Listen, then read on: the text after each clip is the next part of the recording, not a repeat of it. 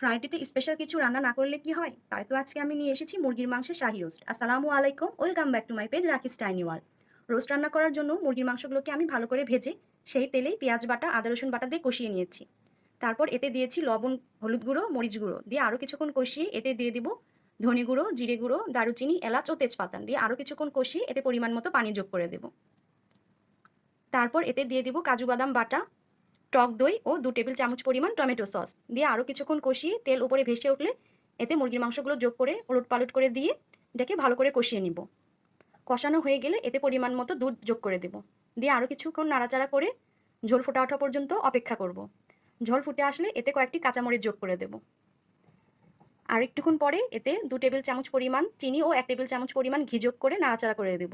ঝোল শুকিয়ে আসলেই হয়ে গেল আমাদের মুরগির মাংসের শাহী রোস্ট। আশা করছি রেসিপিটি আপনাদের ভালো লেগেছে। ভালো লাগলে আমার পেজকে ফলো করতে পারেন, আমার পাশেই থাকতে পারেন। আল্লাহ হাফেজ।